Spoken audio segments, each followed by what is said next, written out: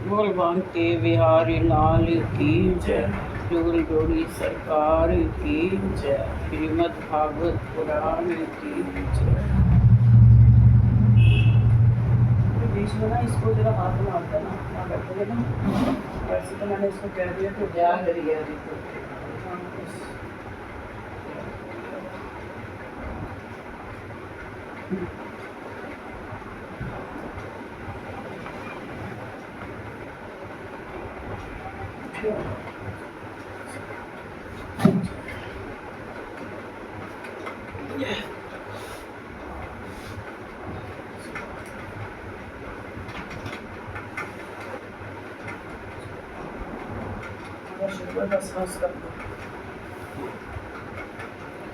दसवां स्कंद पहला अध्याय। भगवान के द्वारा पृथ्वी को आश्वासन, वसुदेव देवकी का विवाह और कंस के द्वारा देवकी के 6 पुत्रों की हत्या। राजा परीक्षित ने पूछा, भगवान आपने चंद्रवंश और सूर्यवंश के विस्तार तथा दोनों वंशों के राजाओं का अत्यंत अद्भुत चरित्र वर्णन किया। भगवान के परम प्रेमी मुनिवर, आपने स्वभाव से ही धर्म प्रेमी यदुवंश का भी विशद वर्णन किया। अब कृपा करके उसी वंश में अपने अंश श्री बलराम जी के साथ अवतीर्ण हुए भगवान श्री कृष्ण के परम पवित्र चरित्र भी हमें सुनाइए। भगवान श्री कृष्ण समस्त प्राणियों के जीवन दाता एवं सर्वात्मा है। उन्होंने यदुवंश में अवतार लेकर जो जो लीलाएं की, उनका विस्तार से हम लोगों को श्रवण कराइए। जिनकी तृष्णा की प्यास सत्ता के लिए बुझ चुकी है, वे जीवन मुक्त महापुरुष जिसका पूर्ण प्रेम से अतृप्त रहकर गान किया करते हैं, मुमुक्षु जनों के लिए जो भव रोग का रामबाण औषध है, तथा विषयी लोगों के लिए भी उनके कान और मन को परम आह्लाद देने वाला है। भगवान श्री कृष्णचंद्र के ऐसे सुंदर सुखद रसीले गुणानुवाद से पशुघाती अथवा आत्मघाती मनुष्य के अतिरिक्त और ऐसा कौन है जो विमुख हो जाए, उससे प्रीति ना करे। श्री कृष्ण जो मेरे कुलदेवी हैं, जब कुरुक्षेत्र में महाभारत युद्ध हो रहा था और देवताओं को भी जीत लेने वाले भीष्म पितामह आदि अतिरथियों से मेरे दादा पांडवों का युद्ध हो रहा था, उस समय कौरवों की सेना उनके लिए अपार समुद्र के समान थी, जिसमें भीष्म आदि वीर बड़े बड़े मच्छों को भी निगल जाने वाले दिमिंग दल मच्छों की भांति भय उत्पन्न कर रहे थे, परंतु मेरे स्वनाम धन्य पितामह भगवान श्री कृष्ण के चरण कमलों की नौका का आश्रय लेकर उस समुद्र को अनायास ही पार कर गए। ठीक वैसे ही जैसे कोई मार्ग में चलता हुआ स्वभाव से ही बछड़े के खुर का गड्ढा पार कर जाए। महाराज, मेरा यह शरीर जो आपके सामने है तथा जो कौरव और पांडव दोनों ही बच्चों का एकमात्र सहारा था, अश्वत्थामा के ब्रह्मास्त्र से जल चुका था। उस समय मेरी माता जब भगवान की शरण में गई, तब उन्होंने हाथ में चक्र लेकर मेरी माता के गर्भ में प्रवेश किया और मेरी रक्षा की। केवल मेरी ही बात नहीं, वे समस्त शरीरधारियों के भीतर आत्मा रूप से रहकर अमृत तत्व का दान कर रहे हैं और 12 काल रूप से रहकर मृत्यु का मनुष्य के रूप में प्रतीत होना, यह तो उनकी एक लीला है। आप उन्हीं का ऐश्वर्य और माधुर्य से परिपूर्ण लीलाओं का वर्णन कीजिए। भगवान, आपने अभी बतलाया था कि बलराम जी रोहिणी के पुत्र थे। इसके बाद देवकी के पुत्रों में भी आपने उनकी गणना की। दूसरा शरीर धारण किए बिना तो माताओं का पुत्र होना कैसा संभव है। असुरों को मुक्ति देने वाले और भक्तों को प्रेम वितरण करने वाले भगवान श्री कृष्ण अपने वात्सल्य स्नेह से भरे हुए पिता का घर छोड़कर वज्र में क्यों चले गए? ब्रज में क्यों चले गए? यदुवंश शिरोमणि भक्त वत्सल्य प्रभु ने नंद आदि गोप बंधुओं के साथ कहाँ निवास किया। ब्रह्मा और शंकर का भी शासन करने वाले प्रभु ने वज्र में तथा ब्रज ब्रज ब्रज में तथा मधुपुरी में रहकर कौन कौन सी लीलाएं की, और महाराज उन्होंने अपनी माँ के भाई अपने मामा कंस को अपने हाथों क्यों मार डाला। वह मामा होने के कारण उनके द्वारा मारे जाने योग्य तो नहीं था। मनुष्याकार सच्चिदानंदमय विग्रह प्रकट करके द्वारकापुरी में यदुवंशियों के साथ उन्होंने कितने वर्षों तक निवास किया, और उन सर्वशक्तिमान प्रभु की पत्नियां कितनी थी। मुने, मैंने श्री कृष्ण की जितनी लीलाएं पूछी हैं और जो नहीं पूछी हैं वे सब आप मुझे विस्तार से सुनाइए, क्योंकि आप सब कुछ जानते हैं और मैं बड़ी श्रद्धा के साथ उन्हें सुनना चाहता हूँ। भगवान, अन्न की तो बात ही क्या है, मैंने जल का भी परित्याग कर दिया है, फिर भी वह असहाय भूख प्यास जिसके कारण मैंने मुनि के गले में मृत सर्प डालने का अन्याय किया था, मुझे तनिक भी नहीं सता रही है, क्योंकि मैं आपके मुख कमल से झड़ती हुई भगवान की सुधामयी लीला कथा का पान कर रहा हूँ। सूत जी कहते हैं, शौनक जी, भगवान के प्रेमियों में अग्रगण्य एवं सर्वज्ञ श्री सुखदेव जी महाराज ने परीक्षित का ऐसा समीचीन प्रश्न सुनकर, जो संतों की सभा में भगवान की लीला के वर्णन का हेतु हुआ करता है, उनका अभिनंदन किया और भगवान श्री कृष्ण की उन लीलाओं का वर्णन प्रारंभ किया जो समस्त कलिमलों को सदा के लिए धो डालती है। श्री सुखदेव जी ने कहा, भगवान के लीला रस के रसिक राजश्रेय, तुमने जो कुछ निश्चय किया है वह बहुत ही सुंदर और आदरणीय है, क्योंकि सबके हृदय आराध्य श्री कृष्ण की लीला कथा श्रवण करने में तुम्हें सहज एवं सुदृढ़ प्रीति प्राप्त हो गई है। भगवान श्री कृष्ण की कथा के संबंध में प्रश्न करने से ही वक्ता, प्रश्नकर्ता और श्रोता तीनों भी पवित्र हो जाते हैं। जैसे गंगा जी का जल या भगवान शालग्राम का चरणामृत सभी को पवित्र कर देता है। परीक्षित, उस समय लाखों दैत्यों के दल ने घमंडी राजाओं का रूप धारण कर अपने भारी भार से पृथ्वी को आक्रांत कर रखा था। उससे त्राण पाने के लिए वह ब्रह्मा जी की शरण में गई।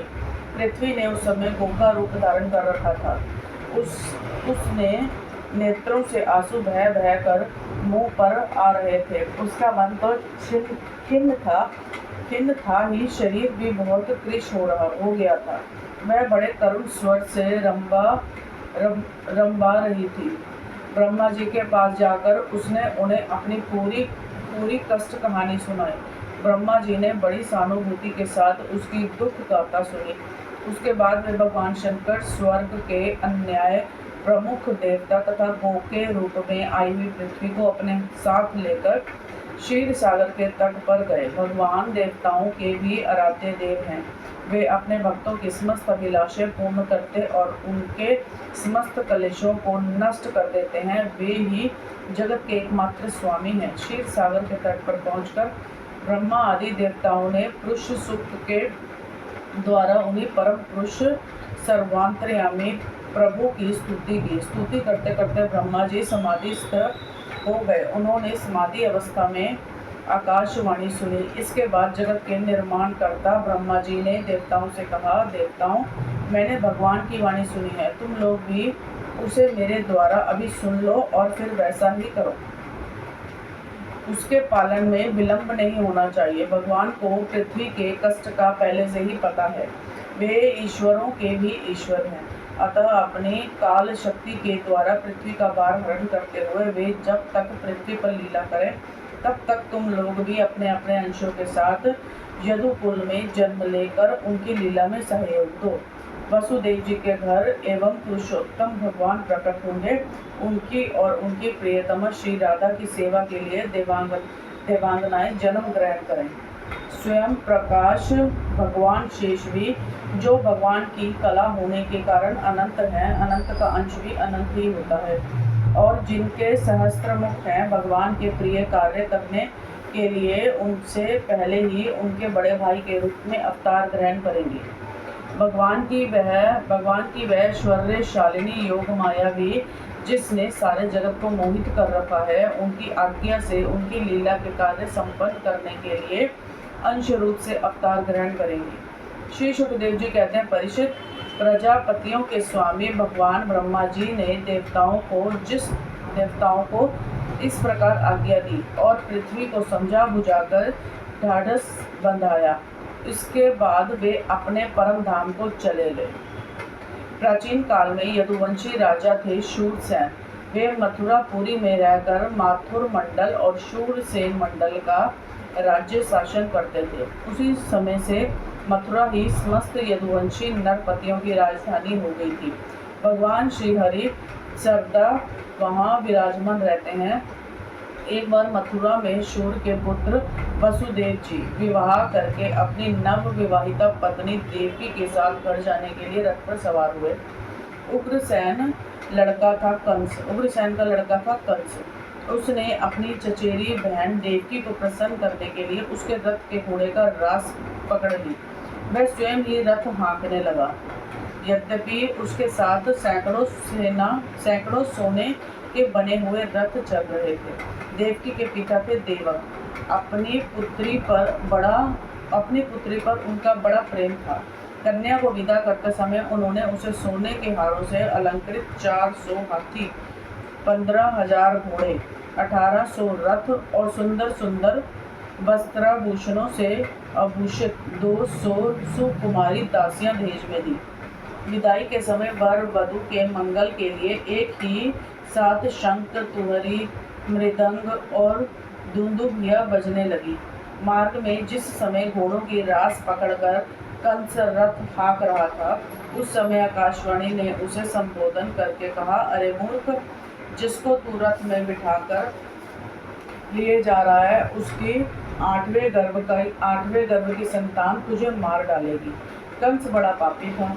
उसकी दुष्टता की सीमा नहीं थी। वह भोजन वंश का कलंक ही था। आकाशवाणी सुनते ही उसने तलवार खींच ली और अपनी बहन की चोटी पकड़कर उसे मारने के लिए तैयार हो गया। वह अत्यंत क्रूर तो था ही, पाप कर्म करते करते निर्लज्ज भी हो गया था। उसका यह काम देखकर महात्मा वसुदेव जी उसको शांत करते हुए बोले। वसुदेव ने कहा, राजकुमार, आप भोज वंश के होनहार वंशधर तथा अपने कुल की कीर्ति बढ़ाने वाले हैं। बड़े बड़े शूरवीर आपके गुणों की सराहना करते हैं।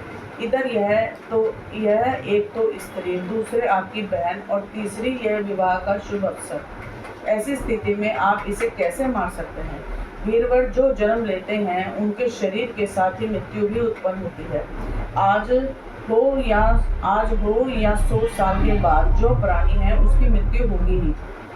जब शरीर का अंत हो जाता है तब जीव अपने कर्म के अनुसार दूसरे शरीर को ग्रहण करके अपने पहले शरीर को छोड़ देता है। उसे विवश होकर ऐसा करना पड़ता है। जैसे चलते समय मनुष्य एक पैर जमाकर ही दूसरा पैर उठाता है और जैसे जोंक किसी अगले तिनके को पकड़ लेती है तब पहले के पकड़े हुए तिनके को छोड़ती है, वैसे जीव भी अपने कर्म के अनुसार किसी शरीर को प्राप्त करने के लिए ही इस शरीर को छोड़ता है। जैसे कोई पुरुष जागृत अवस्था में राजा के ऐश्वर्य को देखकर और इंद्र आदि के ऐश्वर्य को सुनकर उसकी अभिलाषा करने लगता है और उसका चिंतन करते करते उन्हीं बातों में घुल मिलकर एक हो जाता है तथा स्वप्नों में अपने को राजा या इंद्र के रूप में अनुभव करने लगता है, साथ ही अपने दरिद्रतावस्था के शरीर को भूल जाता है। कभी कभी तो जागृत अवस्था में ही मन उन बातों का चिंतन करते करते तन्मय हो जाता है और उसे स्थूल शरीर की शुद्धि नहीं रहती। वैसे ही जीव कर्मकृत कामना और कामनाकृत उपकर्म के वश होकर दूसरे शरीर को प्राप्त हो जाता है और अपने पहले शरीर को भूल जाता है। जीव का मन अनेक विकारों का पुंज है। देहांत के समय वह अनेक जन्मों के संचित और प्रारब्ध कर्मों की वासनाओं के अधीन होकर माया के द्वारा रचे हुए अनेक 5 भौतिक शरीरों में से जिस किसी शरीर के चिंतन में तल्लीन हो जाता है और मान बैठता है कि यह मैं हूँ, उसे वही शरीर ग्रहण करके जन्म लेना पड़ता है। जैसे सूर्य, चंद्रमा आदि चमकीली वस्तुएं जल से भरे हुए घड़ों में तथा तेल आदि तरल पदार्थों में प्रतिबिंबित होती है और हवा के झोंके से उनके जल आदि के हिलने डोलने पर उनमें प्रतिबिंबित वस्तुएं भी चंचल जान पड़ती है, वैसे ही जीव अपने स्वरूप के अज्ञान द्वारा रचे हुए शरीरों में राग करके उन्हें अपना अपना मान बैठता है, अपना आप मान बैठता है और मोहवश उनके आने जाने को अपना आना जाना मानने लगता है। इसीलिए जो अपना कल्याण चाहता है उसे किसी से द्रोह नहीं करना चाहिए, क्योंकि जीव कर्म के अधीन हो गया है और जो किसी से भी द्वेष रखेगा उसको इस जीवन में शत्रु से, जीवन के बाद परलोक से भयभीत होना ही पड़ेगा। कंस, यह आपकी छोटी बहन अभी बच्ची और बहुत दीन है। यह तो आपकी कन्या के समान है। इस पर अभी अभी इसका विवाह हुआ है। विवाह के मंगल चिन्ह भी इसके शरीर से नहीं उतरे हैं। ऐसी दशा में आप जैसे 3 वत्सल्य पुरुष को इस बेचारी का वध करना उचित नहीं है। श्री शुकदेव जी कहते हैं, परीक्षित, इस प्रकार वसुदेव ने प्रशंसा आदि, साम नीति और भय आदि भेद नीति से कंस को बहुत समझाया, परंतु वह क्रूर तो राक्षसों का अनुयायी हो रहा था। इसीलिए उसने अपने घोर संकल्प को नहीं छोड़ा। वसुदेव जी ने कंस का विकट हठ देखकर यह विचार किया कि किसी प्रकार यह समय तो टाल ही देना चाहिए। तब वे इस निश्चय पर पहुंचे, बुद्धिमान पुरुष को जहाँ तक उसकी बुद्धि और बल साथ दे मृत्यु को टालने का प्रयत्न करना चाहिए। प्रयत्न करने पर भी वह न टल सके तो फिर प्रयत्न करने वाले का कोई दोष नहीं रहता। इसीलिए इस मृत्यु रूप कंस को अपने पुत्र दे देने की प्रतिज्ञा करके मैं इस दीन देवकी को बचा लूं। यदि मेरे लड़के होंगे और तब तक यह कंस स्वयं नहीं मर जाएगा, तब क्या होगा? संभव है उल्टा ही हो, मेरा लड़का ही इसे मार डाले, क्योंकि विधाता के विधान को पार पाना बहुत कठिन है। मृत्यु सामने आकर भी टल जाती है और टली हुई भी लौट आती है। जिस समय वन में आग लगती है उस समय कौन सी लकड़ी जले और कौन सी ना जले, दूर की जल जाए और पास की बच रहे। इन सब बातों में अदृष्ट के सिवा और कोई कारण नहीं होता। वैसे ही किस प्राणी का कौन सा शरीर बना रहेगा और किस हेतु से कौन सा शरीर नष्ट हो जाएगा, इस बात का पता लगाना बहुत ही कठिन है। अपनी बुद्धि के अनुसार ऐसा निश्चय करके वसुदेव जी ने बहुत सम्मान के साथ पापी कंस की बड़ी प्रशंसा की। परीक्षित, कंस बड़ा क्रूर और निर्लज्ज था, अतः ऐसा करते समय वसुदेव के मन में बड़ी पीड़ा भी हो रही थी। फिर भी उन्होंने ऊपर से अपने मुख कमल को प्रफुल्लित करके हंसते हुए कहा। वसुदेव ने कहा, सौम्य, आपको देवकी से कोई भय है नहीं, जैसा कि आकाशवाणी ने कहा है। भय है पुत्रों से, सो इसके पुत्र में आपको लाकर सौंप दूंगा। श्री सुखदेव जी कहते हैं, परीक्षित, कंस जानता था कि वसुदेव के वचन झूठे नहीं होते। उन्होंने जो कुछ कहा है वह युक्ति संगत भी है, इसीलिए उसने अपनी बहन देवकी को मारने का विचार छोड़ दिया।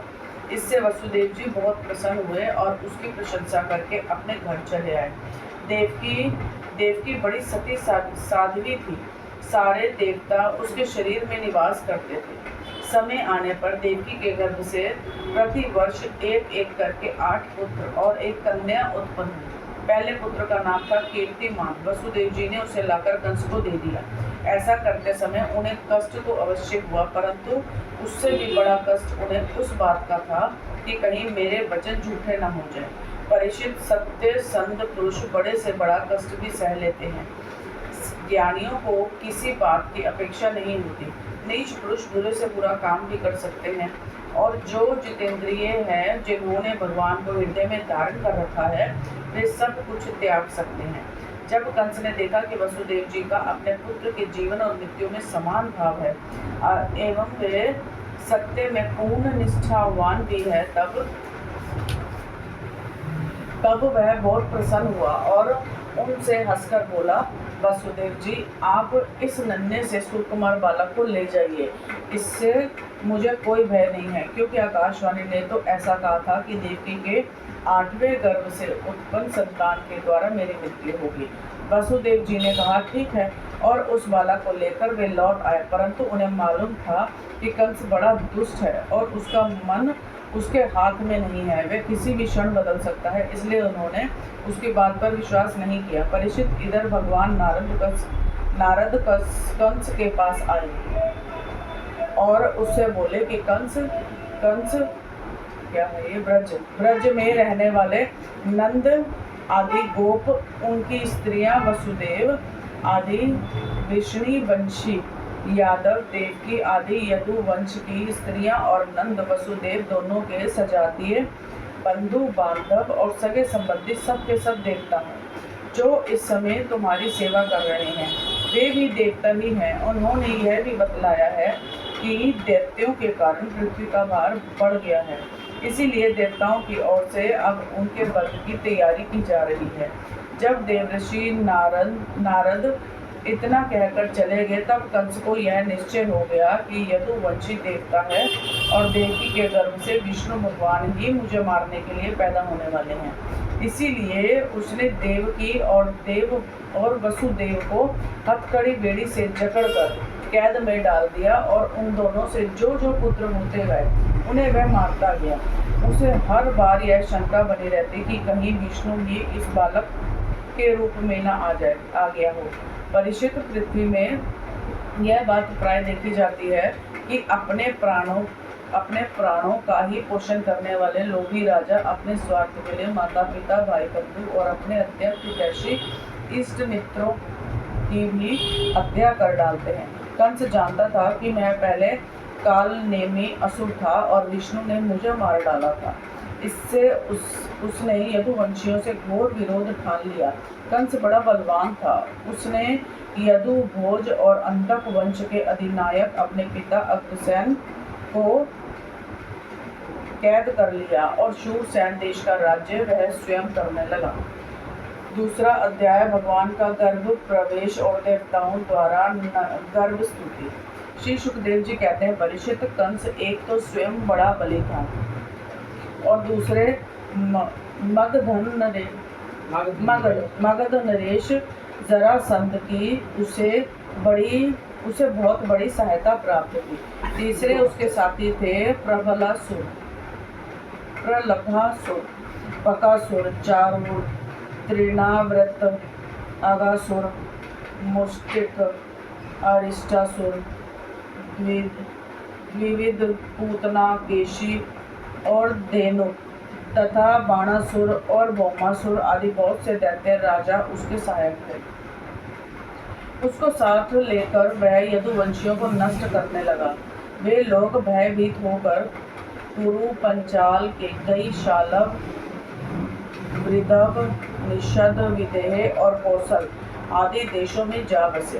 कुछ लोग ऊपर से उसके मन के अनुसार काम करते हुए उसकी सेवा में लगे रहे। जब कंस ने एक एक करके देवकी के 6 बालक मार डाले, तब देवकी के 7वें गर्भ में भगवान के अंश स्वरूप श्री शेष जी, जिन्हें अनंत भी कहते हैं, पधारे। आनंद स्वरूप शेष जी के गर्भ में आने के कारण देवकी को सर्वाधिक ही हर्ष हुआ, परंतु कंस शायद इसे भी मार डाले। इस भय से उनका शोक भी बढ़ गया।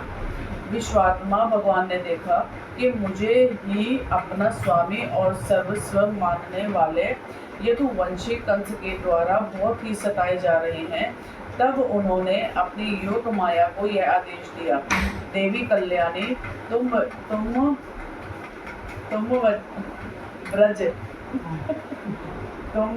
ब्रज में जाओ। वह प्रदेश ग्वालों और गौओं से सुशोभित है।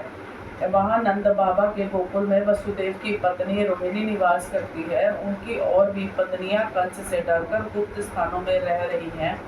इस समय मेरा वह अंश, जिसे शेष कहते हैं, देवकी के उदर में गर्भ रूप से स्थित है। उसे वहाँ से निकालकर तुम रोहिणी के पेट में रख दो। कल्याणी योग माया ने योग माया जी प्रभु जी है, तो उसने हो गई, उन्हें जुती अपने हाथ से ली, गर्भ जाके उधर रोहिणी के गर्भ से स्थापित किया। तदे बलराम जी इन्हों के पुत्र कहाए ना देवकी दे। कल्याणी, अब मैं अपने समस्त ज्ञान, बल आदि अंशों के द्वारा देवकी का पुत्र बनूंगा और तुम नंद बाबा की पत्नी यशोदा के गर्भ से जन्म लेना। हाँ, योग माया ही लंदी है दिन यशोदा जी के घर, फिर योग माया ही अस्तंबारी लहूगी ਤੇ ਜਦੋਂ ਉਹ ਰੱਖ ਕੇ ਆ ਜਾਂਦੇ ਨੇ ਨੰਦ ਬਾਬਾ, ਜਦੋਂ ਇੱਧਰੋਂ ਜਾਂਦੇ ਨੇ ਵਾਸੁਦੇਵ ਜੀ ਨੰਦ ਬਾਬਾ ਦੇ ਘਰ ਆਪਣੇ ਕ੍ਰਿਸ਼ਨ ਨੂੰ ਪਾ ਜਾਂਦੇ ਆ, ਲੜਕੀ ਪੈਦਾ ਹੋਈ ਹੁੰਦੀ ਉਹਨੂੰ ਚੱਕ ਲੈਂਦੇ ਆ। ਉਹ योग माया है। सब प्रभु की पहले लीला रची। हाँ, उसको तभी तो मारने लगता जब ऐ पटक के दीवार नाल ऊपर उड़ जाती है आकाश से, मैनू भी मारना बापी। कल्याणी, अब मैं अपने समस्त ज्ञान बल आदि अंशों के साथ देवकी का पुत्र बनूंगा और तुम नंद बाबा की पत्नी यशोदा के गर्भ से जन्म लेना। तुम लोगों को मुंह मांगे वरदान देने में समर्थ होंगी। मनुष्य तुम्हें अपनी समस्त अभिलाषाओं को पूर्ण करने वाली जानकर धूप दीप नैवेद्य एवं अन्य प्रकार की सामग्रियों से तुम्हारी पूजा करेंगे। पृथ्वी में लोग तुम्हारे लिए बहुत से स्थान बनाएंगे और दुर्गा, भद्रकाली, विजया, वैष्णवी, कुमुदा, चंडिका, कृष्णा, माधवी, कन्या, माया, नारायणी, ईशानी, शारदा और अंबिका आदि बहुत से नामों से पुकारेंगे। देवकी के गर्भ से खींचे जाने के कारण शेष जी को लोक संसार में संघर्षण कहेंगे। लोक रंजन करने के कारण राम कहेंगे और बलवानों में श्रेष्ठ होने के कारण बलभद्र भी कहेंगे। जब भगवान ने इस प्रकार आदेश दिया तब योग माया ने जो आज्ञा ऐसा कहकर उनकी बात शिरोधार्य की और उनकी परिक्रमा करके वे पृथ्वी लोक में चली आई तथा भगवान ने जैसा कहा था वैसा ही किया। जब योग माया ने देवकी का गर्भ ले जाकर रोहिणी के उदर में रख दिया तब पूर्ववासी बड़े दुख के साथ आपस में कहने लगे, हाय बेचारी देवकी का यह गर्भ तो नष्ट ही हो गया। भगवान भक्तों को अभय करने वाले हैं और वे सर्वथा सब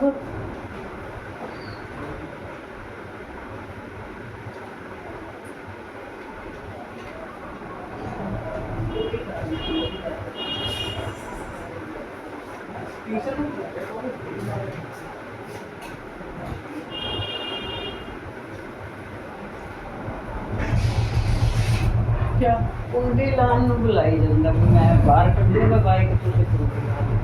आपको बुला रहा? हाँ, ਉਹ ਕਹਿੰਦਾ ਮੈਂ ਤਾਂ ਟੀਚਰ ਨੂੰ ਬੁਲਾ ਰਿਹਾ ਸੀ। फिर आपने देख लिया तो टीशा कुंडी लगाएगी, फिर दुकान पे नहीं बैठा हुआ? कल नहीं है क्या उससे? भगवान भक्तों को अभय करने वाले हैं, वे सर्वतः सब रूप में हैं, उन्हें कहीं आना जाना नहीं है, इसलिए वे वसुदेव जी के मन में अपनी समस्त कलाओं के साथ प्रकट हो गए। उसमें विद्यमान रहने पर भी अपने को अव्यक्त से व्यक्त कर दिया। भगवान की ज्योति को धारण करने के कारण वसुदेव जी सूर्य के समान तेजस्वी हो गए। उन्हें देखकर लोगों की आंखें चौंधिया जाती, कोई भी अपने बल, वाणी या प्रभाव से उन्हें दबा नहीं सकता था।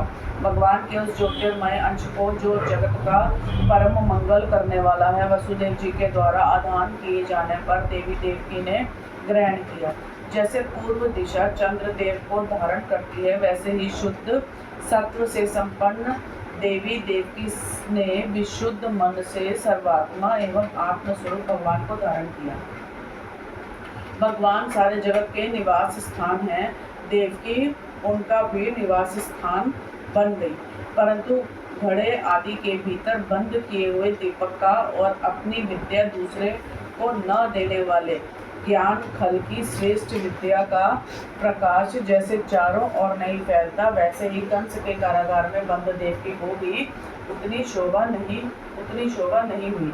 देवकी के गर्भ में भगवान विराजमान हो गए थे।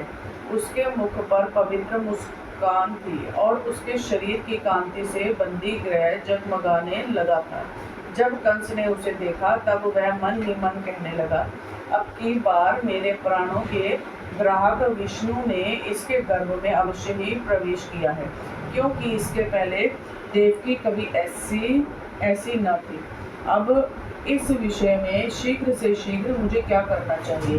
देवकी को मारना तो ठीक ना होगा, क्योंकि वीर पुरुष स्वार्थवश अपने पराक्रम को अलंकित नहीं करते। एक तो यह स्त्री है, दूसरी बहन और तीसरे गर्भवती है।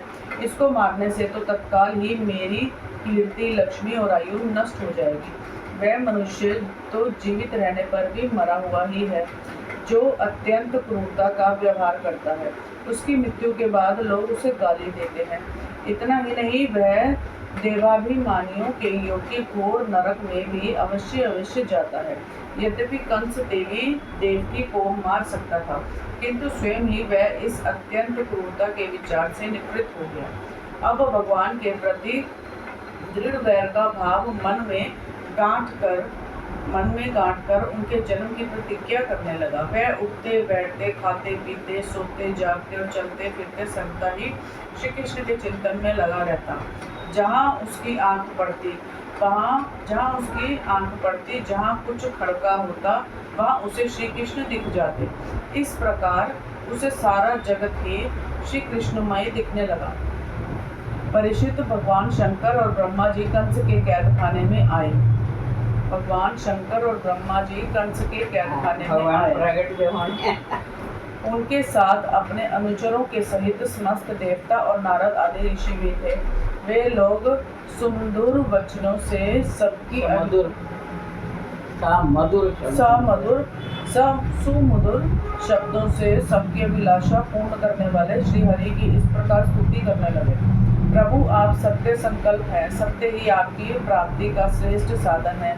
सृष्टि के पूर्व, प्रलय के पश्चात और संसार की स्थिति के समय इन असत्य अवस्थाओं में भी आप सत्य हैं। पृथ्वी, जल, तेज, वायु और आकाश, इन 5 दृश्यमान सत्यों के आप ही कारण हैं और उनमें अंतर्यामी रूप से विराजमान भी हैं। आप इस दृश्यमान जगत के परमार्थ स्वरूप हैं। आप ही मधुरवाणी और समदर्शन के प्रवर्तक हैं। भगवान, आप तो बस सत्य स्वरूप ही हैं। हम सब आपकी शरण में आए हैं। यह संसार क्या है? एक सनातन वृक्ष। इस वृक्ष का आश्रय है एक प्रकृति। इसके 2 फल हैं, सुख और दुख। 3 जड़ें हैं, सत्य, रज, तम। 4 रस हैं, धर्म, अर्थ, काम और मोक्ष। इसके जानने के 5 प्रकार हैं, श्रोत्र, त्वचा, नेत्र, रसना और नासिका। इसके 6 स्वभाव हैं, पैदा होना, रहना, बढ़ना, बदलना, घटना और नष्ट हो जाना। इस वृक्ष की छाल है 7 धातुएं, रस, रुधिर, मांस, मेद, अस्थि, मज्जा और शुक्र। 8 शाखाएं हैं, 5 महाभूत, मन, बुद्धि और अहंकार। इसमें मुख आदि नवों द्वारा खोडर है, प्राण, अपान, व्यान, उदान, सम्मान, समान, नाग, कूर्म, कृकल, देवदत्त और धनंजय। ये 10 प्राण ही इसके 10 पत्ते हैं। इस संसार रूप वृक्ष पर 2 पक्षी हैं, जीव और ईश्वर। इस संसार रूप वृक्ष की उत्पत्ति के आधार एकमात्र आप ही हैं। आप में ही इसका प्रलय होता है और आपके ही अनुग्रह से इसकी रक्षा भी होती है। जिनका चित्त आपकी माया से आवृत हो रहा है, इस सत्य को समझने की शक्ति खो बैठा है। वे ही उत्पत्ति, स्थिति और प्रलय करने वाले ब्रह्मा आदि देवताओं को अनेक देखते हैं। तत्व ज्ञानी पुरुष तो सबके रूप में केवल आपका ही दर्शन करते हैं। आप ज्ञान स्वरूप आत्मा हैं। चराचर जगत के कल्याण के लिए ही अनेकों रूप धारण करते हैं। आपके वे रूप विशुद्ध, अप्राकृतिक, सत्यमय होते हैं और संत पुरुषों को बहुत दुख देते हैं। साथ ही दुष्टों को उनकी दुष्टता का दंड भी देते हैं। उनके लिए अमंगलमय भी होते हैं। चरण कमल के समान कोमल अनुग्रह भरे नेत्रों वाले प्रभु, कुछ बिरले लोग ही आपके समस्त पदार्थों और प्राणियों के आश्रय रूप में पूर्ण एकाग्रता से अपना चित्त लगा पाते हैं और आपके चरण कमल रूपी जहाज का आश्रय लेकर इस संसार सागर को बछड़े के खूर के गड्ढे के समान अनायास ही पार कर जाते हैं। क्यों ना हो, अब तक के संतों ने इसी जहाज से संसार सागर को पार जो किया है। परम प्रकाश स्वरूप परमात्मन आपके भक्तजन सारे जगत के निष्कपट प्रेमी सच्चे हितैषी होते हैं। वे स्वयं तो इस भयंकर और कष्ट से पार करने योग्य संसार सागर को पार कर ही जाते हैं, किंतु औरों के कल्याण के लिए भी वे वहाँ आपके चरण कमलों की नौका स्थापित कर जाते हैं। वास्तव में सत्य पुरुषों पर आपकी महान कृपा है। उनके लिए आप अनुग्रह स्वरूप ही हैं। कमल नयन, जो लोग आपके चरण कमलों की शरण नहीं लेते तथा आपके प्रति भक्ति भाव से रहित होने के कारण जिनकी बुद्धि भी शुद्ध नहीं है, वे अपने को झूठ मूठ मुक्त मानते हैं, वास्तव में तो वे बद ही हैं। वे यदि बड़ी तपस्या और साधना का कष्ट उठाकर किसी प्रकार ऊंचे से ऊंचे पद पर भी पहुंच जाए तो भी वहां से नीचे गिर जाते हैं। परंतु भगवान जो आपके अपने निज जन हैं, जिन्होंने आपके चरणों में अपनी सच्ची प्रीति जोड़ रखी है, वे कभी उन ज्ञानाभिमानियों की भांति अपने साधन मार्ग से गिरते नहीं। प्रभु वे बड़े बड़े विघ्न डालने वालों की सेना के सरदारों के सिर पर पैर रखकर निर्णय विचरते हैं। कोई भी विघ्न उनके मार्ग में रुकावट नहीं डाल सकते, क्योंकि उनके रक्षक आप जो हैं। आप संसार की स्थिति के लिए समस्त देहधारियों को परम कल्याण प्रदान करने वाला विशुद्ध सत्वमय सच्चिदानंदमय परम दिव्य मंगल विग्रह प्रकट करते हैं। उस रूप के प्रकट होने से ही आपके भक्त वेद कर्म कांड अष्टांग योग तपस्या और समाधि के द्वारा आपकी आराधना करते हैं। बिना किसी आश्रय के वे किसकी आराधना करेंगे। प्रभु आप सबके विधाता हैं। यदि आपका यह विशुद्ध सत्वमय निज स्वरूप ना हो तो अज्ञान और उसके द्वारा होने वाले भेदभाव को नष्ट करने वाला अपरोक्ष ज्ञान ही किसी को ना हो। जगत में दिखने वाले तीनों गुण आपके हैं और आपके द्वारा ही प्रकाशित होते हैं, यह सत्य है। परंतु इन गुणों की प्रकाशन रीतियों से आपके स्वरूप का केवल अनुमान ही होता है, वास्तविक स्वरूप का साक्षात्कार नहीं होता। आपके स्वरूप का साक्षात्कार तो आपके इस विशुद्ध सत्वमय स्वरूप की सेवा करने पर आपकी कृपा से ही होता है। भगवान मन और वेद वाणी के द्वारा केवल आपके स्वरूप का अनुमान मात्र होता है, क्योंकि आप उनके द्वारा दृश्य नहीं, उनके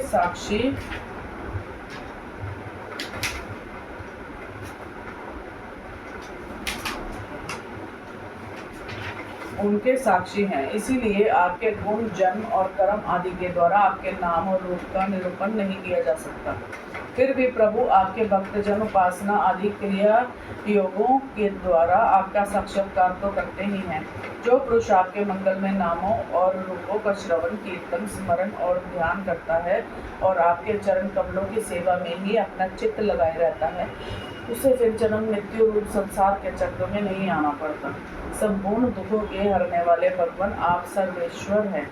यह पृथ्वी तो आपका चरण कमल ही है। आपके अवतार से इसका भार दूर हो गया है। धन्य है प्रभु, हमारे लिए यह बड़े सौभाग्य की बात है कि हम लोग आपके सुंदर सुंदर चिन्हों से युक्त चरण कमलों के द्वारा विभूषित पृथ्वी को देखेंगे और स्वर्ग लोक को भी अपनी कृपा के कृतार्थ देखेंगे। प्रभु आप अजन्मा है। यदि आपके जन्म के कारण के संबंध में हम कोई तर्क ना करें तो यही कह सकते हैं कि यह आपका एक लीला विनोद है। ऐसा कहने का कारण यह है कि आप तो दैत्य के लेश से रहित सर्वाधिष्ठान स्वरूप हैं और इस जगत की उत्पत्ति स्थिति तथा प्रलय अज्ञान के द्वारा आप में आरोपित है। प्रभु आपने जैसे अनेकों बार मत्स्य ग्रीव कच्छप नृसिंह वराह हंस राम परशुराम और वामन अवतार धारण करके हम लोगों की और तीनों लोगों की रक्षा की है, वैसे ही आप इस बार भी पृथ्वी का भार हरण कीजिए। यदुनंदन, हम आपके चरणों में वंदना करते हैं। देवकी को संबोधित करके माता जी, यह बड़े सौभाग्य की बात है कि आपकी कोख में हम सबका कल्याण करने के लिए स्वयं भगवान पुरुषोत्तम अपने ज्ञान बल और आदि अंशों के साथ पधारे हैं। अब आप कंस से तनिक भी मत डरिए। अब तो वह कुछ ही दिनों का मेहमान है। आपका पुत्र यदुवंश की रक्षा करेगा। श्री सुखदेव जी कहते हैं, परीक्षित, ब्रह्मादि देवताओं ने इस बार भगवान की स्तुति की। उनका रूप यह है, इस प्रकार निश्चित रूप से तो कहा नहीं जा सकता। सब अपनी अपनी मति के अनुसार उसका निरूपण करते हैं। इसके बाद ब्रह्मा और शंकर जी को आलेप करके देवगण स्वर्ग में चले गए। तीसरा अध्याय भगवान श्री कृष्ण का प्राकट्य। कैसे है? हाँ। ये लिखा हुआ जैसे काल दिशा, ये सब भी पढ़ना है क्या? हाँ? प्रभु क्या प्रकट की आ रही है ना कि उन्होंने जन्म लिया। ये तो मेरे घर में है, जैसे ये लाइन लगी हुई है, हाँ। इस लाइन के नीचे से तो हम पढ़ते ही नहीं है। क्यों नीचे पढ़ के देखना क्या चीज है प्रभु। जो कंस के अत्याचारों से बुझ गई थी वे इस समय अपने आप जल उठी। हाँ, ये नहीं पढ़ना, ये नहीं ये पढ़ना। है क्या चीज? पढ़ के तो ये मैं कैसे बताऊँ आपको? नहीं, आप पढ़ो तो मैं बताऊंगी क्या है। लिखा हुआ है काल, भगवान काल से परे है। शास्त्र और सत्य पुरुषों के द्वारा ऐसा निरूपण सुनकर काल मानो क्रोध हो गया था और रुद्र रूप धारण करके सबको निगल रहा था। मतलब ऐसे लाइन के बाद जो चीजें है ना, ये जो चीजें है ना, ये यही बताई गई है कि भगवान के वो जो है ना उनके ऊपर ये चीज हुई थी। जैसे ये देखो, ये लाइन खत्म, हाँ। उसके नीचे का जो विवाद लिखा हुआ ये सारा, हाँ। ये हम पढ़ते ही नहीं। अच्छा। ये आपने मना करा होगा, फिर यहाँ से सीधा ऊपर आ जाते हैं। सेंटेंस ऊपर मिलता है ना जाके। हाँ, ये बीच में कुछ उनका वर्णन करा गया जैसे काल वगैरह का। श्री सुखदेव जी कहते, तीसरा अध्याय भगवान श्री कृष्ण का प्राकट्य। श्री सुखदेव जी कहते हैं, परीक्षित, अब समस्त शुभ कणों से युक्त बहुत सुहावना समय आया। रोहिणी नक्षत्र था व आकाश के सभी नक्षत्र, ग्रह और तारे शांत सौम्य हो रहे थे। दिशाएं स्वच्छ प्रसन्न थी। निर्मल आकाश में तारे जगमगा रहे थे। पृथ्वी के बड़े बड़े नगर, छोटे छोटे गांव और हीरों की बस्तियां और हीरे आदि की खाने मंगलमय हो रही थी। नदियों का जल निर्मल हो गया था। रात्रि के समय भी सरोवरों में कमल खिल रहे थे। वन में वृक्षों की पंक्तियां रंग बिरंगे पुष्पों के साथ पुष्पों के गुच्छों से लद गई थी। कहीं पक्षी चहक रहे थे तो कहीं भोरे गुनगुना रहे थे। उस समय परम पवित्र और शीतल मंद सुगंध वायु अपने स्पर्श से लोगों को सुख दान करती हुई बह रही थी। ब्राह्मणों के अग्निहोत्र की कभी न बुझने वाली अग्नियां जो कंस के अत्याचार से बुझ गई थी, वे इस समय अपने आप जल उठी। संत पुरुष पहले से ही चाहते थे कि असुरों की बढ़ती ना हो पाए। अब उनका मन सहसा प्रसन्नता से भर गया। जिस समय भगवान के आविर्भाव का अवसर आया, स्वर्ग में देवताओं की दुदुभियां अपने आप बज उठी। किन्नर और गंधर्व मधुर स्वर में गाने लगे और सिद्ध और चारण भगवान के मंगलमय गुणों की स्तुति करने लगे। विद्याधरिया अप्सराओं के साथ नाचने लगी। बड़े बड़े देवता और ऋषि मुनि आनंद से भरकर पुष्पों की वर्षा करने लगे। जल से भरे हुए बादल समुद्र के पास जाकर धीरे धीरे गर्जना करने लगे। जन्म मृत्यु के चक्र से छुड़ाने वाले जनार्दन के अवतार का समय था। निश्चित चारों ओर अंधकार का साम्राज्य था। उसी समय सबके हृदय में विराजमान भगवान विष्णु देव रूपिणी देवकी के गर्भ से प्रकट हुए। जैसे भगवान विष्णु देव रूपिणी देवकी के गर्भ से प्रकट हुए, जैसे पूर्व दिशा में 16 कलाओं से पूर्ण चंद्रमा का उदय हो गया हो। वसुदेव जी ने देखा, उनके सामने एक अद्भुत बालक है। उसके नेत्र कमल के समान कोमल और विशाल हैं। 4 सुंदर हाथों में शंख, गदा, चक्र और कमल लिए हुए हैं। वक्ष स्थल पर श्रीवत्स का चिन्ह, अत्यंत सुंदर स्वर्णमयी रेखा है। गले में कौस्तुभ मणि झिलमिला रही है। वर्षाकालीन मेघ के समान परम सुंदर श्यामल शरीर पर मनोहर पीताम्बर फहरा रहा है। बहुमूल्य वेदुर मणि के किरीट और कुंडल की कांति से सुंदर सुंदर घुंघराले बाल सूर्य के किरणों के समान चमक रहे हैं।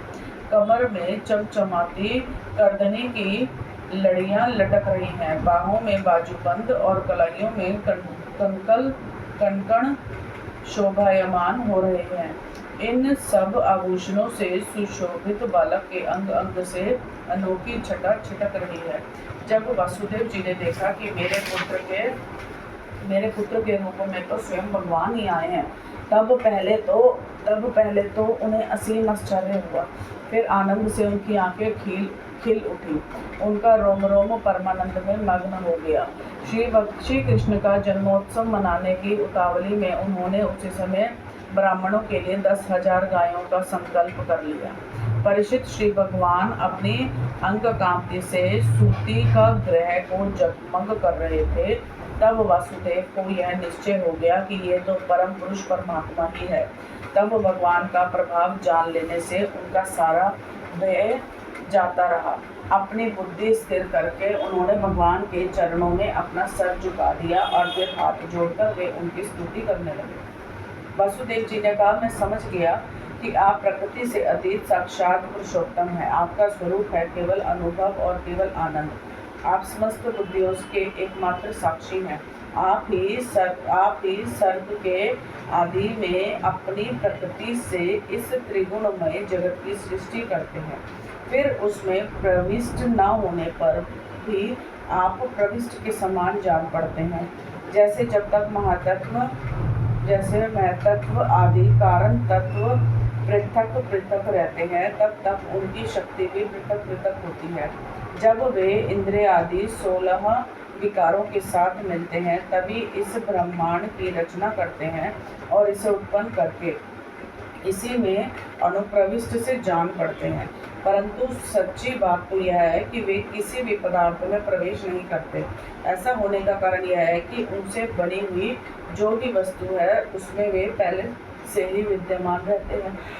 ठीक वैसे ही बुद्धि के द्वारा केवल गुणों के लक्षणों का ही अनुमान किया जाता है और इंद्रियों के द्वारा केवल गुणमय विषयों का ही ग्रहण होता है। यद्यपि आप उनमें रहते हैं, फिर भी उन गुणों के ग्रहण से आपका ग्रहण नहीं होता। इसका कारण यह है कि आप सब कुछ हैं, सबके अंतर्यामी हैं और परमार्थ सत्य आत्मस्वरूप है। गुणों का आवरण आपको ढक नहीं सकता, इसलिए आप में न बाहर है न भीतर। फिर आप किस में प्रवेश करेंगे? इसलिए प्रवेश ना करने पर भी आप प्रवेश किए हुए के समान दिखते हैं, के समान दिखते हैं। जो अपने इन दृश्य गुणों को अपने से पृथक मानकर सत्य समझता है वह अज्ञानी है, क्योंकि विचार करने पर ये देह के आदि पदार्थ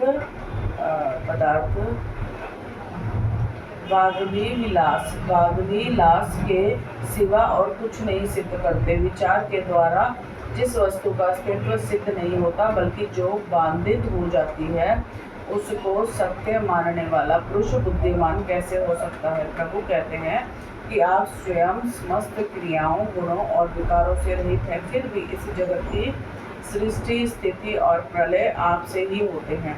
यह बात परम ऐश्वर्यशाली पर ब्रह्म परमात्मा आपके लिए असंगत नहीं है, क्योंकि तीनों गुणों के आश्रय आप ही हैं। इसलिए उन गुणों के कार्य आदि का आप में ही आरोप किया जाता है। आप ही तीनों लोकों की रक्षा करने के लिए अपनी माया से सत्वमय शुक्ल वर्ण पोषणकारी विष्णु रूप धारण करते हैं। उत्पत्ति के लिए रज प्रधान रक्त वर्ण सृजकारी ब्रह्मा रूप और प्रलय के समय तमो गुण प्रधान कृष्ण वर्ण संहारकारी रुद्र रूप स्वीकार करते हैं। प्रभु आप सर्वशक्तिमान और सबके स्वामी हैं। इस संसार की रक्षा के लिए ही आपने मेरे घर अवतार लिया है।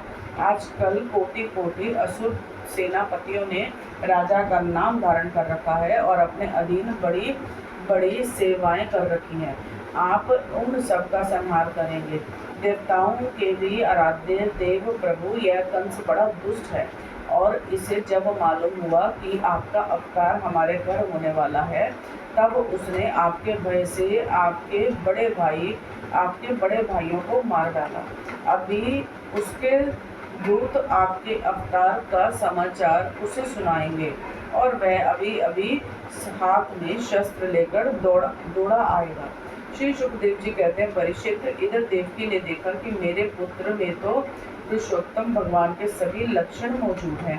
पहले तो उन्हें कंस से कुछ भय मालूम हुआ, परंतु फिर भी वे बड़े पवित्र भाव से मुस्कुराती हुई स्तुति करने लगी। माता देवकी ने कहा, प्रभु, वेदों ने आपके जिस रूप को अव्यक्त और सबका कारण बतलाया है, जो ब्रह्म ज्योति स्वरूप समस्त गुणों से रहित और विकारहीन है, जिसे विशेषण रहित, अनिर्वचनीय, निष्क्रिय, एवं केवल विशुद्ध सत्ता के रूप में कहा गया है, वही बुद्धि आदि के प्रकाशन विष्णु आप स्वयं हैं। जिस समय ब्रह्मा की पूरी आयु दो पराध्य समाप्त हो जाते हैं, काल शक्ति के प्रभाव से सारे लोग नष्ट हो जाते हैं, पंच महाभूत अहंकार में, अहंकार मैं तत्व में और मैं तत्व प्रकृतियों में लीन हो जाता है, उस समय एकमात्र आप ही शेष रह जाते हैं। इसी से आपका एक नाम शेष भी है। प्रकृति के एकमात्र सहायक प्रभु निमेष से लेकर वर्ष पर्यंत अनेक विभागों में विभक्त जो काल है, जिसकी चेष्टा से यह संपूर्ण विश्व सचेष्ट हो रहा है और जिसकी कोई सीमा नहीं है, वह आपकी लीला मात्र है। आप सर्वशक्तिमान और परम कल्याण के आश्रय हैं। मैं आपकी शरण लेती हूँ प्रभु। यह जीव मृत्युग्रस्त हो रहा है। यह मृत्यु रूप कराल व्याल से भयभीत होकर संपूर्ण लोकांतरों में भटकता रहा है, परंतु इसे कभी भी ऐसा स्थान न मिल सका जहाँ यह निर्भय होकर रहे।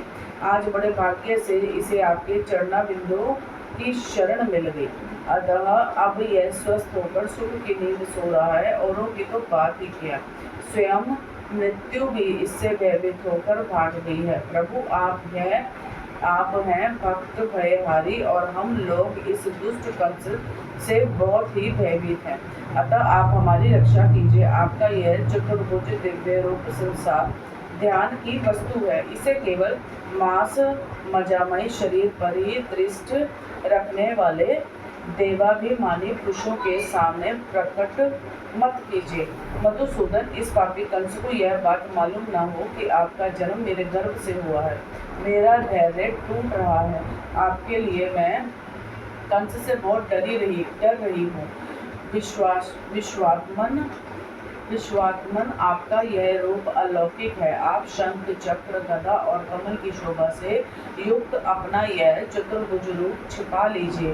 प्रलय के समान आप इस संपूर्ण विश्व को अपने शरीर में वैसे ही स्वाभाविक रूप से धारण करते हैं जैसे कोई मनुष्य अपने शरीर में रहने वाले छिद्र रूप आकाश को। यही परम पुरुष परमात्मा आप मेरे गर्भवासी हुए। यह आपकी अद्भुत मनुष्य लीला नहीं तो और क्या है।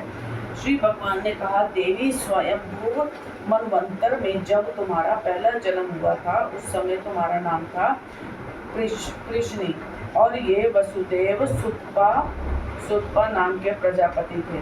तुम दोनों के हृदय बड़े ही शुद्ध थे। जब ब्रह्मा जी ने तुम दोनों को संतान उत्पन्न करने की आज्ञा दी, तब तुम लोगों ने इंद्रियों का दमन करके उत्कृष्ट तपस्या की। तुम दोनों ने वर्षा, वायु, धाम, शीत, उष्ण आदि काल के विभिन्न गुणों को सहन किया और प्राणायाम के द्वारा अपने मन के मल धो डाले। तुम दोनों कभी सूखे पत्ते खा लेते और कभी हवा पीकर ही रह जाते। तुम्हारा चित्त बड़ा शांत था। इस प्रकार तुम लोगों ने मुझसे अभीष्ट वस्तु प्राप्त करने की इच्छा से मेरी आराधना की। मुझ में चित्त लगाकर ऐसा परम दुष्कर और घोर तप करते करते देवताओं के 12,000 वर्ष बीत गए।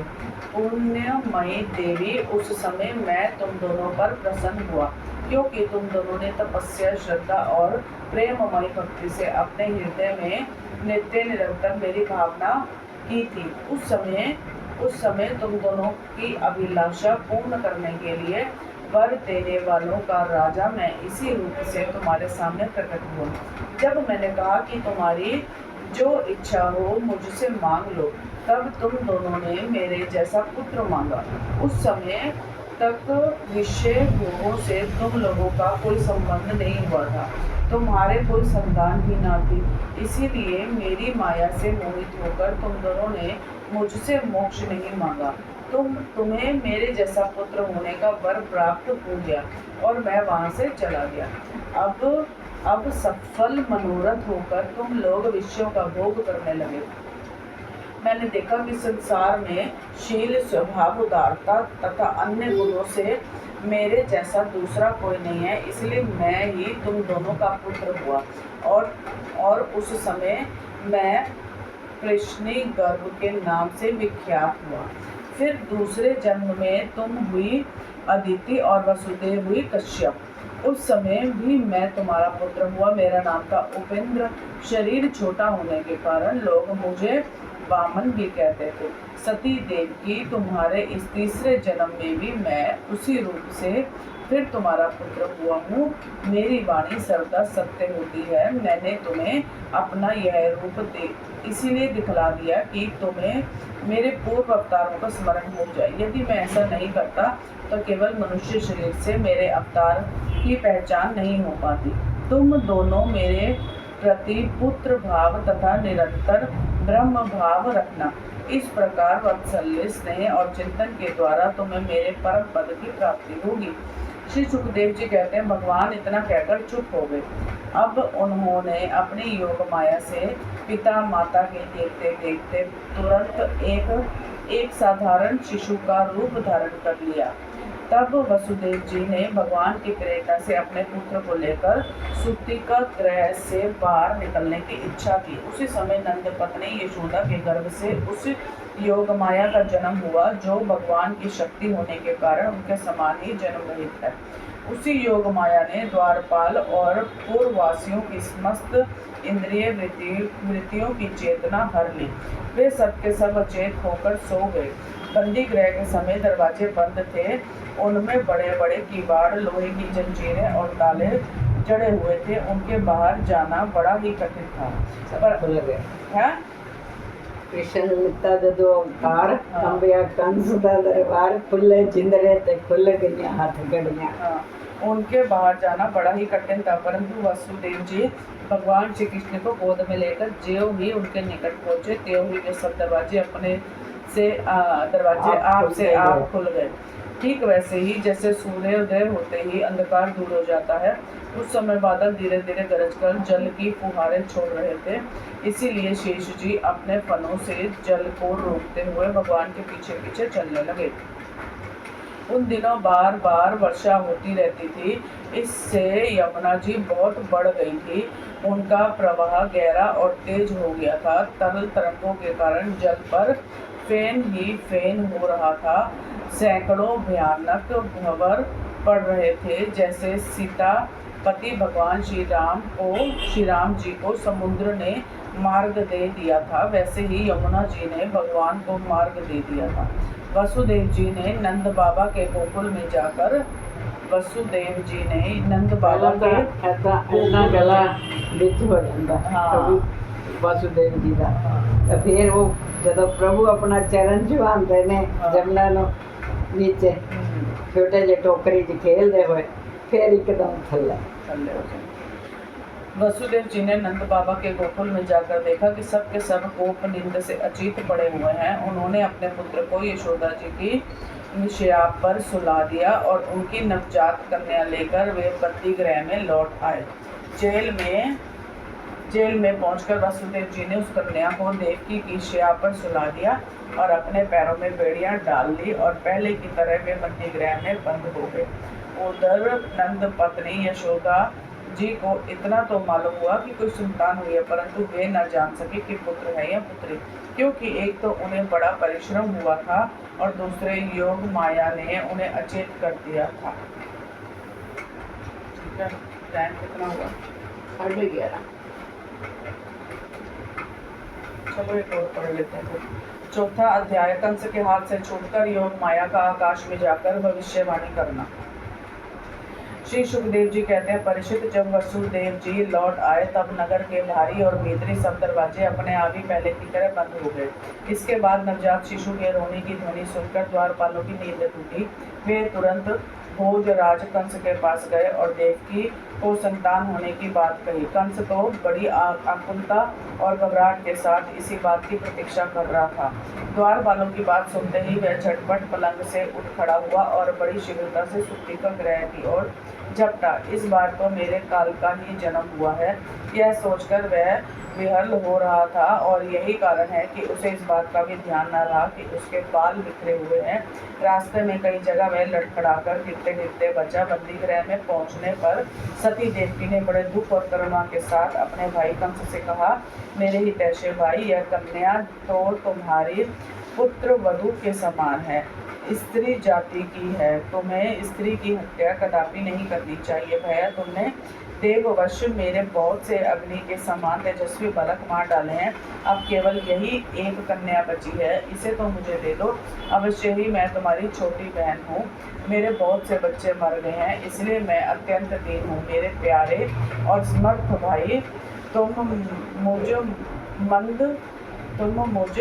मंद भागिनी को यह अंतिम संतान अवश्य दे दो। श्री सुखदेव जी कहते हैं, परीक्षित कन्या को अपनी गोद में छिपाकर देवकी जी ने अत्यंत दीनता के साथ रोते रोते याचना की, परंतु कंस बड़ा दुष्ट था। उसने देवकी को झिड़क कर उनके हाथ से वह कन्या छीन ली। अपने उस नन्ही सी नवजात भांजी के पैर पकड़कर कंस ने उसे बड़े जोर से एक चट्टान पर दे मारा। स्वार्थ ने उसके हृदय से देहात को समूल उखाड़ फेंका था, परंतु श्री कृष्ण की वह छोटी बहन साधारण कन्या तो थी नहीं, देवी थी। उसके हाथ से छूटकर तुरंत आकाश में चली गई और अपने बड़े बड़े 8 हाथों में आयुध लिए हुए दिख पड़ी।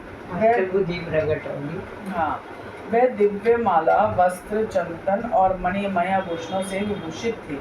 उसने हाथों में धनुष, त्रिशूल, बाण, ढाल, तलवार, शंख, चक्र और गदा, ये 8 आयुध थे।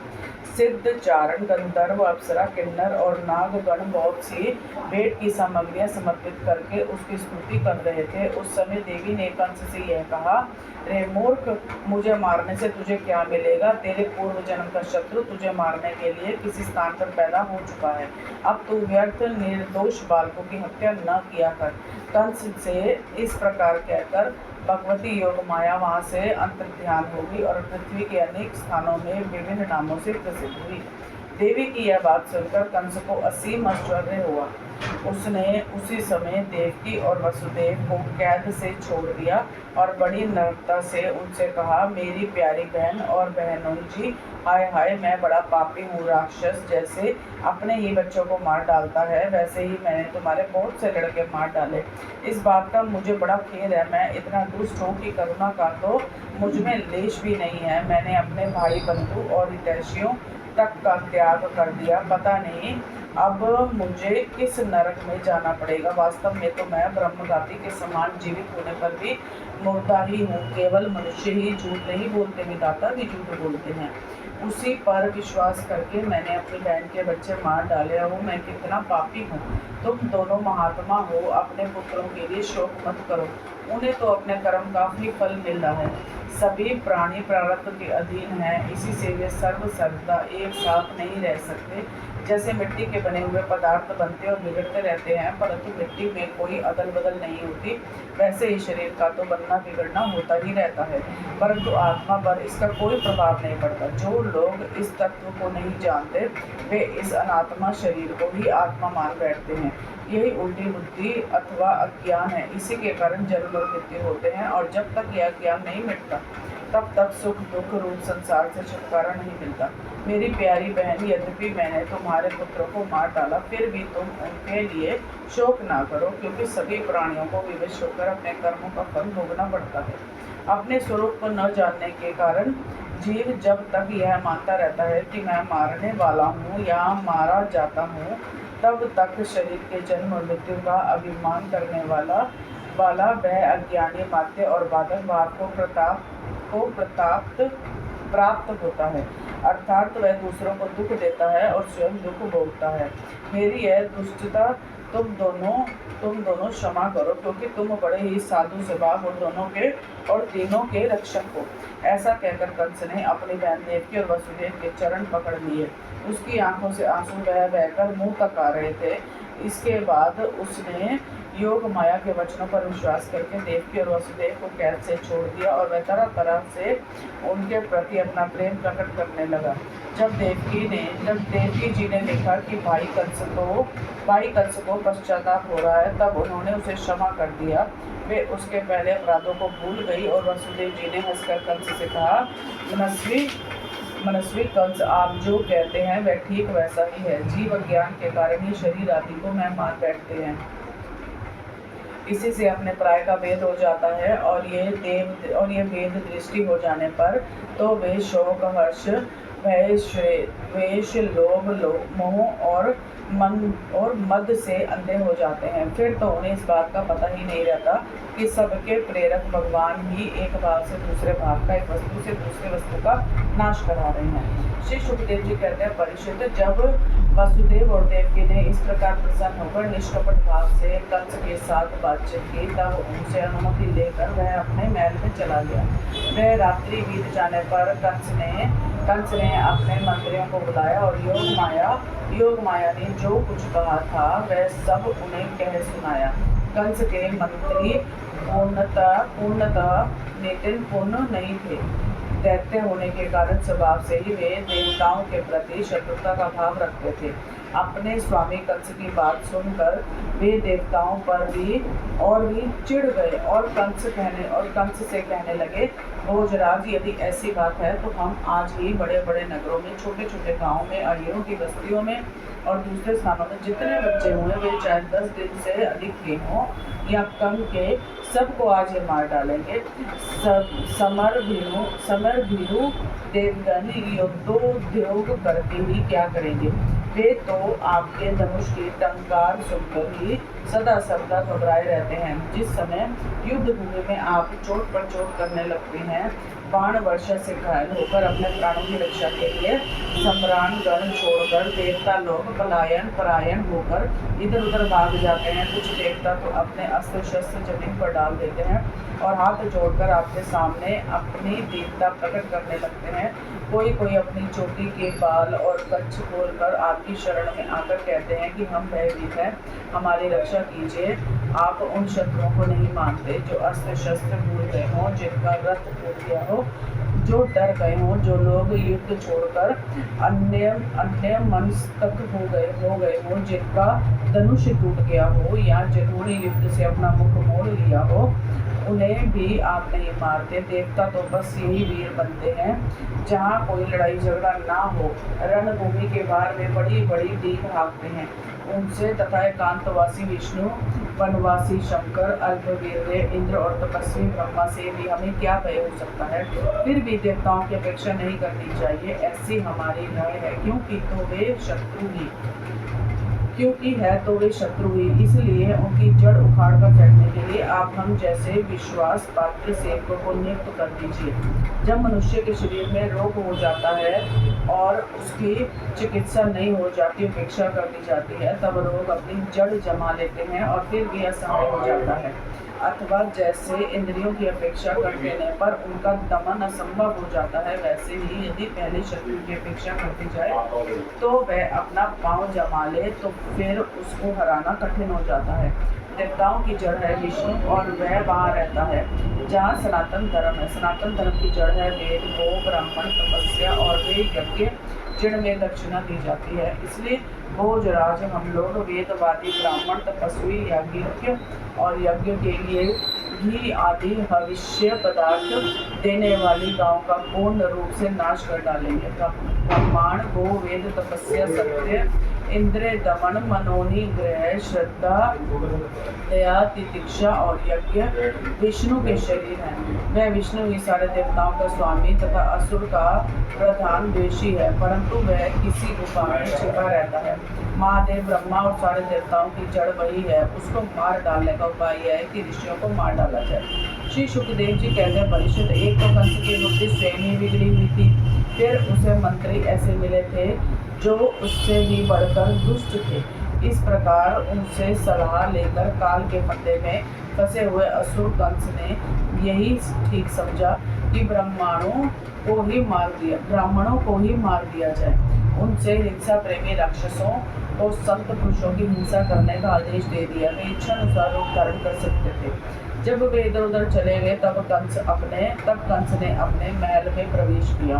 उन असुरों की प्रकृति थी रजोगुणी। तमोगुण के कारण उनका चित्त उचित और अनुचित के विवेक से रहित हो गया था।